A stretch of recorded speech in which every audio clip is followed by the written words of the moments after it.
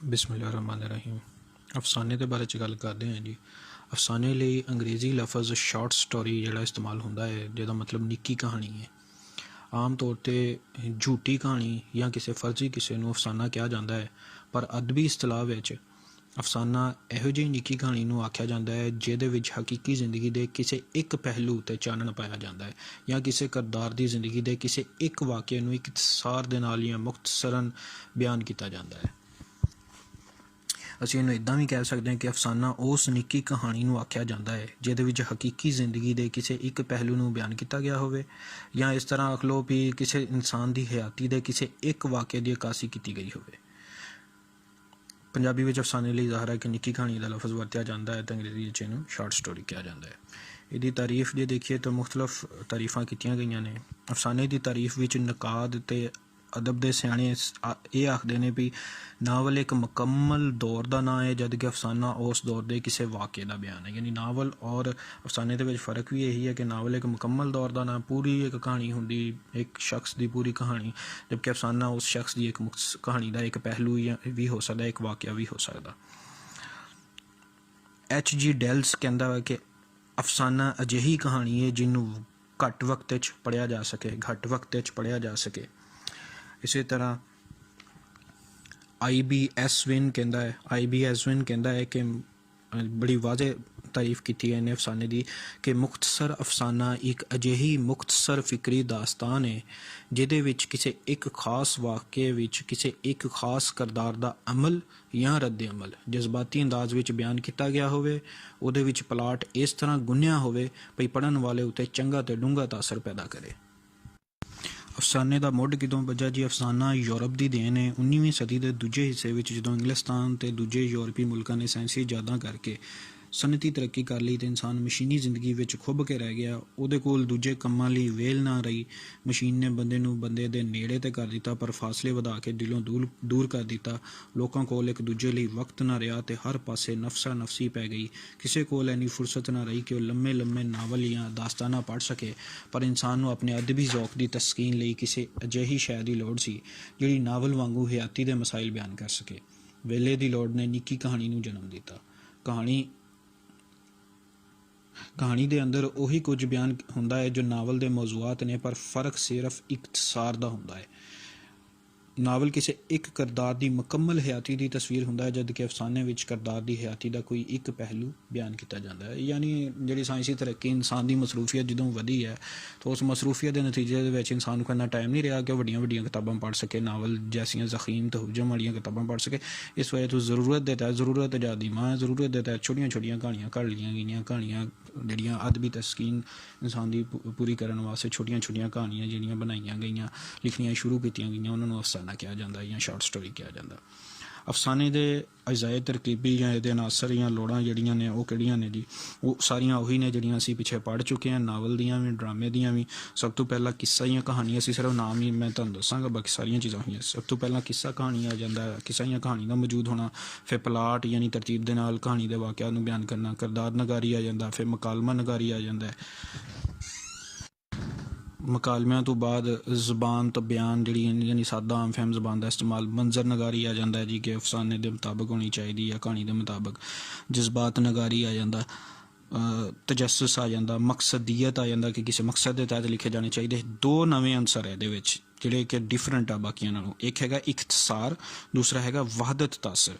इख्तिसार की है कि अफसाने ते नावल एक दूजे कोलों इख्तिसार के हवाले नाल ही वख ने।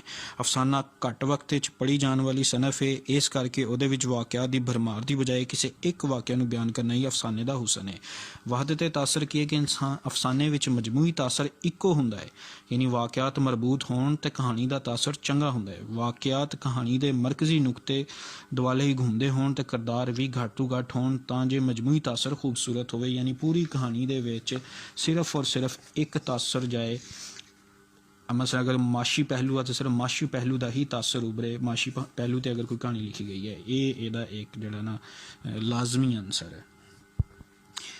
ये अफसाने की खास खूबी होंदा है, शुरू तो लैके अखीर तक अफसाने का इक्को तासर कायम रहना लाजमी है, क्योंकि अफसाना इक्को बैठक च पढ़िया जाने वाला अदब होंदा है। इस वजह तो इंसानी हयाती का कोई एक पहलू ही वजाहत नाल बयान किया जा सकता है। तो ਜਿਹਦੇ ਕਰਕੇ ਨੁਕਤਾ ਨਜ਼ਰ ਖੁੱਲ੍ਹ ਕੇ ਸਾਹਮਣੇ ਆ ਜਾਵੇ ਤੇ ਇੱਕੋ ਹੀ ਤਾਸਰ ਨੁਮਾਇਆ ਹੋਵੇ। ਅਫਸਾਨੇ ਦੀਆਂ ਕਿਸਮਾਂ ਦੀ ਜੇ ਗੱਲ ਕੀਤੀ ਜਾਏ ਤਾਂ ਇਹਦੀਆਂ ਕਿਸਮਾਂ ਵੀ ਤਕਰੀਬਨ ਉਹੀ ਨਾਵਲ ਵਾਲੀਆਂ ਨੇ। ਬਸ ਨਾਵਲ 'ਚ ਤੇ ਇਹਦੇ 'ਚ ਫ਼ਰਕ ਸਿਰਫ ਜਿਹੜਾ ਨਾ ਜੀ ਲੈਂਥ ਦਾ ਹੀ ਹੁੰਦਾ ਵਾ। ਠੀਕ ਹੈ ਕਿ ਨਾਵਲ ਪੂਰੀ ਇੱਕ ਦਾਸਤਾਨ ਹੁੰਦੀ ਹੈ, ਜਦਕਿ ਜਿਹੜਾ ਅਫਸਾਨਾ ਹੁੰਦਾ ਇੱਕ ਕਿਸ ਦਾਸਤਾਨ ਦਾ ਕੋਈ ਇੱਕ ਵਾਕਿਆ ਹੁੰਦਾ ਵਾ ਅਫਸਾਨਾ। ਮਸਲਨ ਕਿਸਮਾਂ ਅਗਰ ਇਹਦੀਆਂ ਦੇਖੀਆਂ ਜਾਣ ਤਾਂ ਉਹੀ ਵਾਕਿਆਤੀ ਅਫਸਾਨੇ ਆ ਜਾਂਦੇ ਆ, ਮਜ਼ਹਬੀ ਅਫਸਾਨੇ, ਮਾਸ਼ਰਤੀ ਤੇ ਸਮਾਜੀ ਅਫਸਾਨੇ, ਇਸਲਾਹੀ ਅਫਸਾਨੇ, ਰੋਮਾਨੀ ਅਫਸਾਨੇ, ਜਜ਼ਬਾਤੀ ਅਫਸਾਨੇ, ਨਫਸਿਆਤੀ ਅਫਸਾਨੇ, ਤਾਰੀਖੀ ਅਫਸਾਨੇ ਆ, ਜਾਸੂਸੀ ਅਫਸਾਨੇ ਆ, ਜਦੀਦ ਅਫਸਾਨੇ ਆ, ਮਜ਼ਾਈਆ ਅਫਸਾਨੇ ਵੀ ਆ ਸਕਦੇ ਆ। ਠੀਕ ਹੈ, ਇਹ ਸਾਰੇ ਇਹਦੇ ਵਿੱਚ ਅਸੀਂ ਲਿਖ ਸਕਦੇ ਹਾਂ। ਹੁਣ ਅਸੀਂ ਅਫਸਾਨੇ ਦਾ ਪਸ ਮੰਜ਼ਰ ਦੇਖਦੇ ਹਾਂ ਕਿ ਅਫਸਾਨੇ ਦੀ ਬੁਨਿਆਦ ਵਾਕਿਆ ਜਾਂ ਕਹਾਣੀ ਹੈ। ਗੁਜ਼ਰੀ ਹੋਈ ਕੱਲ ਨੂੰ ਦੁਹਰਾਉਣਾ ਅਸਲ ਵਿੱਚ ਕਹਾਣੀ ਕਹਿਲਾਉਂਦਾ ਹੈ। ਇਸ ਹਵਾਲੇ ਨਾਲ ਇਹ ਗੱਲ ਯਕੀਨ ਨਾਲ ਆਖੀ ਜਾ ਸਕਦੀ ਹੈ ਕਿ ਕਹਾਣੀ ਦਾ ਆਗਾਜ਼ ਉਦੋਂ ਹੋਇਆ ਹੋਏਗਾ ਜਦੋਂ ਇਨਸਾਨ ਨੇ ਗੱਲਾਂ ਕਰਨੀਆਂ ਸਿੱਖੀਆਂ। ਸਾਰੇ ਮੁਹੱਕਕ ਇਸ ਗੱਲ 'ਤੇ ਇਤਫਾਕ ਕਰਦੇ ਨੇ ਵੀ ਹਜ਼ਰਤ ਆਦਮ अलैहिस्सलाम ਦੀ ਤਖਲੀਕ, ਉਹਨਾਂ ਦਾ ਜੰਨਤ ਤੋਂ ਕੱਢਿਆ ਜਾਣਾ ਇਨਸਾਨੀ ਜ਼ਿੰਦਗੀ ਦੀ ਪਹਿਲੀ ਮੁਸਲਮਾ ਕਹਾਣੀ ਹੈ। ਉਸ ਤੋਂ ਬਾਅਦ ਸੋਮੇਰ ਦੇ ਆਸਾਰੇ ਕਦੀਮਾ ਤੋਂ ਬਰਾਮਦ ਹੋਣ ਵਾਲੀਆਂ ਮਿੱਟੀ ਦੀਆਂ ਨਿੱਕੀਆਂ ਨਿੱਕੀਆਂ ਤਖਤੀਆਂ 'ਤੇ ਲਿਖੀਆਂ ਹੋਈਆਂ ਕਹਾਣੀਆਂ ਨੂੰ ਦੁਨੀਆ ਦਾ ਕਦੀਮ ਤਹਿਰੀਰੀ ਅਦਬ ਆਖਿਆ ਜਾਂਦਾ ਹੈ। ਇਹਦਾ ਜ਼ਮਾਨਾ 4,500 ਸਾਲ ਪਹਿਲੇ ਦਾ ਦੱਸਿਆ ਜਾਂਦਾ ਹੈ। ਫਿਰ ਤਹਿਰੀਰੀ ਸ਼ਕਲ ਵਿੱਚ ਸਾਹਮਣੇ ਆਉਣ ਵਾਲੀਆਂ ਕਹਾਣੀਆਂ ਵਿੱਚ ਇਤਾਲਵੀ ਜ਼ਬਾਨ ਵਿੱਚ ਲੁਕਮਾਨ ਹਕੀਮ ਦੀਆਂ ਕਹਾਣੀਆਂ ਨੂੰ ਪਹਿਲੀਆਂ ਕਹਾਣੀਆਂ ਕੁਝ ਲੋਕ ਮੰਨਦੇ ਨੇ। ਇਸੇ ਤਰ੍ਹਾਂ ਕੁਝ ਮੁਹੱਕਿਕ ਬਰੇ ਸਗੀਰ ਦੀ ਧਰਤੀ ਨੂੰ ਕਹਾਣੀ ਦੀ ਜਨਮ ਭੂਮੀ ਆਖਦੇ ਨੇ। ਕੁਝ ਲੋਕ ਜਿਹੜਾ ਅਰਬ ਵਿੱਚ ਅਲਫ ਲੈਲਾ ਨੂੰ ਤਾਂ ਫਲਸਤੀਨ ਵਿੱਚ ਅੰਜੀਲੇ ਮੁਕੱਦਸ ਦੇ ਵਿੱਚ ਜਿਹੜੇ ਵਾਕਿਆਤ ਬਿਆਨ ਹੋਏ ਨੇ ਉਹਨਾਂ ਨੂੰ ਪਹਿਲੀਆਂ ਕਿਤਾਬਾਂ ਜਾਂ ਪਹਿਲੀਆਂ ਕਹਾਣੀਆਂ ਦਾ ਦਰਜਾ ਦਿੰਦੇ ਨੇ। ਬਹਰਹਾਲ ਕਹਾਣੀ ਦੀ ਜਦੀਦ ਸ਼ਕਲ ਜਿਹਨੂੰ ਅਫਸਾਨੇ ਦਾ ਨਾਂ ਦਿੱਤਾ ਜਾਂਦਾ ਹੈ ਉਹ ਇੰਗਲਿਸਤਾਨ ਦੀ ਪੈਦਾਵਾਰ ਹੈ। ਹੁਣ ਅਸੀਂ ਪੰਜਾਬੀ ਅਫਸਾਨੇ ਦਾ ਪਿਛੋਕੜ ਦੇਖਦੇ ਹਾਂ ਕਿ ਅਫਸਾਨਾ ਅੰਗਰੇਜ਼ੀ ਅਦਬ ਰਾਹੀਂ ਪੰਜਾਬੀ ਵਿੱਚ ਉਪੜਿਆ ਹੈ। 1849 ਵਿੱਚ ਜਦੋਂ ਅੰਗਰੇਜ਼ਾਂ ਪੰਜਾਬ ਉੱਤੇ ਕਬਜ਼ਾ ਜਮਾਇਆ ਤਾਂ ਉਹਨਾਂ ਦੇ ਨਾਲ ਅੰਗਰੇਜ਼ੀ ਅਦਬ ਇੱਥੇ ਉਪੜਿਆ। ਉਸ ਵੇਲੇ ਅੰਗਰੇਜ਼ੀ ਅਦਬ ਵਿੱਚ ਅਫਸਾਨਾ ਸਭ ਤੋਂ ਜ਼ਿਆਦਾ ਨੁਮਾਇਆਂ ਸਨਫ ਅਦਬ ਸੀ। ਸ਼ੁਰੂ ਵਿੱਚ ਉਰਦੂ ਨੇ ਅਫਸਾਨੇ ਨੂੰ ਅਪਣਾਇਆ ਤਾਂ ਉਰਦੂ ਦੇ ਜ਼ਰੀਏ ਪੰਜਾਬੀ ਵਿੱਚ ਆਇਆ। ਪੰਜਾਬੀ ਕਹਾਣੀ ਦਾ ਬਕਾਇਦਾ ਆਗਾਜ਼ 20ਵੀਂ ਸਦੀ ਵਿੱਚ ਜਾ ਕੇ ਸ਼ੁਰੂ ਹੋਇਆ। ਇਹਦੇ ਬਾਨੀ ਲਿਖਾਰੀਆਂ ਵਿੱਚੋਂ ਜ਼ਿਆਦਾ ਸਿੱਖ ਅਦੀਬ ਨੇ, ਜਿਨ੍ਹਾਂ ਵਿੱਚੋਂ ਭਾਈ ਮੋਹਨ ਸਿੰਘ ਵੇਦ, ਚਰਨ ਸਿੰਘ ਸ਼ਹੀਦ ਹੋਰਾਂ ਅਖਲਾਕੀ ਕਹਾਣੀਆਂ ਲਿਖ ਕੇ ਨਾਂ ਖੱਟਿਆ। ਇਹ ਕਹਾਣੀਆਂ ਗੌਰਮੁਖੀ ਰਸਮੁਲ ਖਤ ਵਿੱਚ ਲਿਖੀਆਂ ਗਈਆਂ ਸੀ। ਬਾਅਦ 'ਚ 1929 ਦੇ ਵਿੱਚ ਜੋਸ਼ੂ ਅਫਜ਼ਲਦੀਨ ਹੋਰਾਂ ਫਾਰਸੀ ਰਸਮੁਲ ਖਤ ਵਿੱਚ ਫੈਸਲਾਬਾਦ ਜਾਂ ਲਾਇਲਪੁਰ ਤੋਂ ਇੱਕ ਮਹਾਨਾ ਰਸਾਲਾ ਪੰਜਾਬੀ ਦਰਬਾਰ ਕੱਢਿਆ। ਇੱਥੇ ਜਿਹੜਾ ਨਾ ਜੀ ਪੰਜਾਬੀ ਕਹਾਣੀਕਾਰੀ ਦੇ ਵਿੱਚ ਜ਼ਿਆਦਾ ਖਿਦਮਾਤ ਜਿਹੜੀਆਂ ਨੇ ਉਹ ਰਸਾਲਿਆਂ ਦੀਆਂ ਨੇ। ਮਸਲਨ ਬਹੁਤ ਸਾਰੇ ਲੋਕਾਂ ਨੇ ਮੁਖਤਲਿਫ ਨਾਵਾਂ ਤੋਂ ਪੰਜਾਬੀ ਰਸਾਲੇ ਕੱਢੇ ਔਰ ਉਹਨਾਂ ਰਸਾਲਿਆਂ ਦੇ ਵਿੱਚ ਮਾਹਵਾਰ ਜਾਂ ਸਹਿਮਾਈ ਰਸਾਲੇ ਸੀ। ਉਹਨਾਂ ਵਿੱਚ ਮੁਖਤਲਿਫ ਲਕਾਰੀ ਆਪਣੀਆਂ ਕਹਾਣੀਆਂ ਲਿਖ ਕੇ ਭੇਜਦੇ ਸਨ ਅਤੇ ਉਹ ਛਾਪੀਆਂ ਜਾਂਦੀਆਂ ਸੀ। ਬਾਅਦ 'ਚ ਉਹਨਾਂ ਨੂੰ ਇਕੱਠਿਆਂ ਕਰਕੇ ਕਿਤਾਬਾਂ ਛਾਪੀਆਂ ਗਈਆਂ ਅਤੇ ਇਸ ਤਰ੍ਹਾਂ ਜਿਹੜਾ ਨਾ ਅਫਸਾਨਾ ਨਗਾਰੀ ਨੂੰ ਪੰਜਾਬੀ ਦੇ ਵਿੱਚ ਇੱਕ ਮੁਕਾਮ ਹਾਸਲ ਹੋਇਆ। ਬਹਰਹਾਲ ਇਹ ਜਿਹੜਾ ਰਸਾਲਾ ਪੰਜਾਬੀ ਦਰਬਾਰ ਸੀ ਇਹਦੇ ਵਿੱਚ ਜੋਸ਼ੂ ਅਫਜ਼ਲਦੀਨ ਨੇ ਆਪ ਵੀ ਕਹਾਣੀਆਂ ਲਿਖੀਆਂ ਅਤੇ ਹੋਰ ਵੀ ਬਹੁਤ ਸਾਰੇ ਲੋਕਾਂ ਨੇ ਕਹਾਣੀਆਂ ਲਿਖੀਆਂ ਜਿਨ੍ਹਾਂ ਦਾ ਨਾਂ ਜਿਹੜਾ ਜੀ ਉਹ ਬਾਅਦ 'ਚੋਂ ਮਸ਼ਹੂਰ ਹੋਇਆ। ਉਸ ਵੇਲੇ ਦੇ ਅਫਸਾਨੇ ਜਿਹੜੇ ਸੀ ਉਹ ਅਖਲਾਕੀ ਅਤੇ ਮਜ਼ਹਬੀ ਕਦਰਾਂ ਦੁਆਲੇ ਹੀ ਘੁੰਮਦੇ ਸਨ। ਪਾਕਿਸਤਾਨ ਬਣਨ ਤੋਂ ਬਾਅਦ ਸਿੱਖ ਲਕਾਰੀ ਹਿੰਦੁਸਤਾਨ ਟੁਰ ਗਏ। ਅਫਸਾਨਾ ਜਿਹੜਾ ਵਾ ਉਹਦੀ ਟੋਰ ਮੱਠੀ ਪੈ ਗਈ, ਯਾਨੀ ਥੋੜ੍ਹਾ ਜਿਹਾ ਇਹਦੀ ਰਾਈਟਿੰਗ ਜਿਹੜੀ ਕੰਮ ਹੋਣ ਲੱਗ ਗਈ। ਬਹਰਹਾਲ 1950 ਤੋਂ ਬਾਅਦ ਦੁਬਾਰਾ ਜਦੋਂ ਅਦਬ ਜਿਹੜਾ ਵਾ ਉੱਠਿਆ ਅਤੇ ਉਹਦੇ ਨਾਲ ਅਫਸਾਨਾ ਵੀ ਉੱਠਿਆ ਅਤੇ ਅਫਸਾਨਾ ਜਿਹੜਾ ਉਹ ਤੇਜ਼ੀ ਨਾਲ ਤਰੱਕੀ ਕਰਨ ਲੱਗ ਗਿਆ।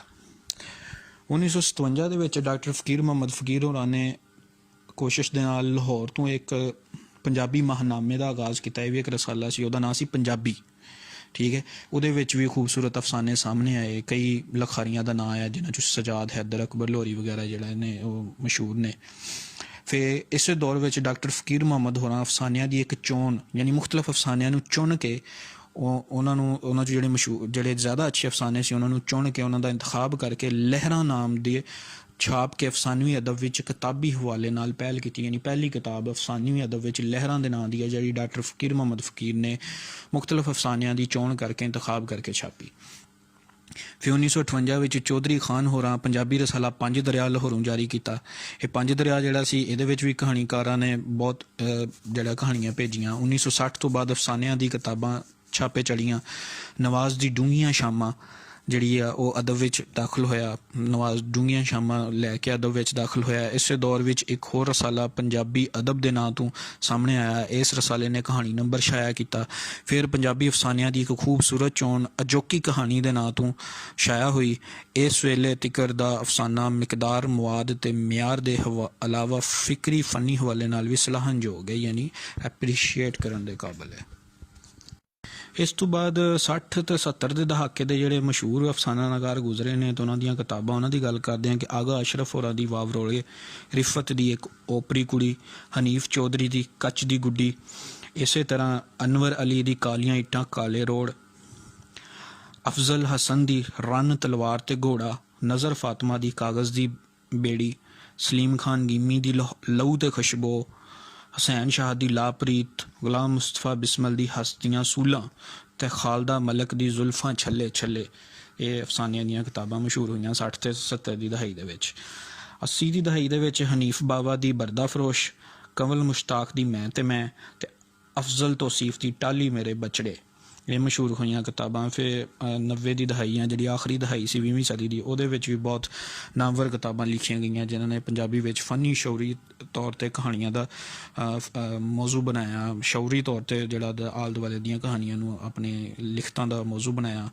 ਹੁਣ ਤੀਕਰ ਛਪਣ, ਮੁੱਕਦੀ ਗੱਲ ਕੀ ਹੈ ਜੀ ਕਿ ਹੁਣ ਤੀਕਰ ਛਪਣ ਵਾਲੀਆਂ ਕਿਤਾਬਾਂ ਨੂੰ ਵੇਖ ਕੇ ਅੰਦਾਜ਼ਾ ਹੁੰਦਾ ਹੈ ਵੀ ਪੰਜਾਬੀ ਅਫਸਾਨਾ ਇਸ ਵੇਲੇ ਮਿਆਰ, ਮਵਾਦ ਅਤੇ ਮਿਕਦਾਰ ਦੇ ਇਤਬਾਰ ਨਾਲ ਪਹਿਲੇ ਕੋਲੋਂ ਬਹੁਤ ਅੱਗੇ ਨਿਕਲ ਚੁੱਕਿਆ ਹੈ ਤੇ ਆਉਣ ਵਾਲੀ ਗੱਲ ਇਹ ਹੋਰ ਨਿਖਰ ਕੇ ਸਾਹਮਣੇ ਆਏਗਾ।